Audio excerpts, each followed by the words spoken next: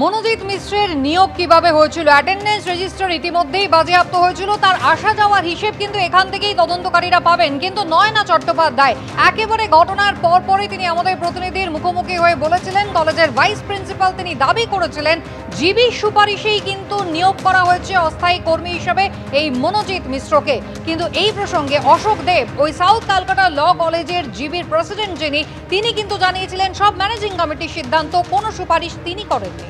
মনোজিৎ মিশ্র যিনি অ্যারেস্ট হয়েছেন, যিনি মূল অ্যাকিউজড, তিনি আপনার এই কলেজে কিভাবে যুক্ত?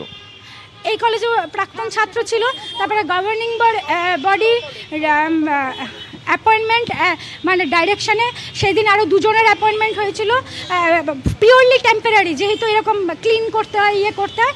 সেদিন ওর কোয়ালিফিকেশানটা যেহেতু অ্যাডভোকেট ছিল, বাকিদের কোয়ালিফিকেশান যেহেতু কম ছিল, ওকেও পিওরলি টেম্পোরারি হিসেবে কিছুদিনের জন্য রাখা হয়েছিল। কতদিন আগে? 45 দিন করে এরকম কিছু একটা। আমি জিবি প্রেসিডেন্ট স্যারকে জানিয়েছি, উনি বলেছে মানডেতে বসে মিটিংয়ে সব ঠিক না। মানে জিবি প্রেসিডেন্ট কেন? শ্রী অশোক কুমার দেব, তৃণমূল বিধায়ক অশোক দেব। হ্যাঁ, ভাইস প্রিন্সিপাল নিজে বলছেন যে আপনার পরিচালন সমিতির সুপারিশে ওকে ওখানকার শিক্ষাকর্মী হিসেবে নিয়োগ করা হয়েছে। সুপারিশ করার অপরাধ কিছু নয়, তার জন্য বলার কিছু অপরাধ নয়। ওর জন্যই বললেন কেন? আমি আমার মনে পড়ে না যে আমি কাউকে সুপারিশ করেছি। মনোজিৎ মিশ্র চাকরিটা হলো কিভাবে তাহলে? এটা বলতে, এটা তো যেটা বলছেন আপনি, এটা তো অনেকে তো অ্যাপ্লাই করে, অনেকে তো কথা বলেন। হ্যাঁ, যেহেতু কলেজে একবারে পড়তো, সবাই জানতো এটা, কিন্তু চাকরি পাওয়ার জন্য অন্য কোনো উদ্দেশ্য ছিল না। আপনি ওর চাকরি সুপারিশ করেননি? আমি কাউকে সুপারিশ করি না। ভাইস প্রিন্সিপাল বলছেন ম্যানেজিং কমিটি করেছে, গভর্নিং বডি করেছে। আমি ম্যানেজিং করেছে ঠিকই, কিন্তু সুপারিশ তো করিনি।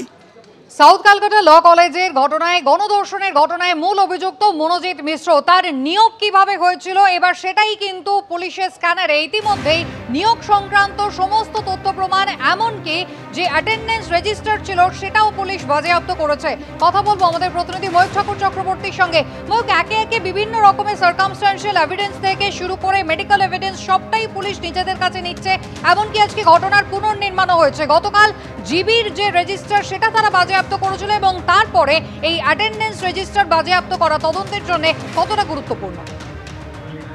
দেখো, অত্যন্ত গুরুত্বপূর্ণ কুসুমিতা, কারণ একটা অভিযোগ এই মনোজিতের বিরুদ্ধে আসছিল যে সে অ্যাটেন্ডেন্স, তার এতটাই ইনফ্লুয়েন্স কলেজের মধ্যে ছিল যে অ্যাটেন্ডেন্স রেজিস্টারে সে নিয়মিত সইও করতো না, সে সেগুলো পাত্তাও দিত না। কাজে এক্স্যাক্টলি যে অভিযোগটা আসছে তার সঙ্গে এই অ্যাটেন্ডেন্স রেজিস্টার কি বলছে এটা তদন্তকারী আধিকারিকরা মিলিয়ে নিতে চান। সে কারণেই এই অ্যাটেন্ডেন্স রেজিস্টার এটা সিজ করেছেন তদন্তকারী আধিকারিকরা। এর সঙ্গে মনোজিৎ মিশ্র এই সাউথ ক্যালকাটা ল কলেজের গণধর্ষণের কাণ্ডের মূল অভিযুক্ত, তার যে অ্যাপয়েন্টমেন্ট লেটার, তিনি যে এখানে নন টিচিং স্টাফের কাজ করছেন অস্থায়ী কর্মী হিসাবে, তার যে নিয়োগের কাগজ, সেগুলো কিন্তু ইতিমধ্যে তদন্তকারী অফিসাররা বাজেয়াপ্ত করেছেন। তদন্তকারীরা এটাই দেখতে চাইছেন যে এই নিয়োগের পেছনে কাদের সিগনেচার রয়েছে, কারা মূলত সই করছে, এবং এই নিয়োগের একটা নির্দিষ্ট কন্ডিশন আছে যে 45 দিন পর পর সেটা রিনিউয়াল হয়। লাস্ট কবে রিনিউ হয়েছে এবং তার আগে তাকে কবে অ্যাপয়েন্টমেন্ট দেওয়া হয়েছিল, এই সমস্ত নথি এবং তার সঙ্গে মনোজিৎ মান্থলি যে টাকা পায় এই নন টিচিং স্টাফ হিসাবে সাউথ ক্যালকাটা ল কলেজ থেকে, সেই পে স্লিপ পর্যন্ত পুলিশ আধিকারিকরা সিজ করেছে সাউথ ক্যালকাটা ল কলেজের অফিস থেকে।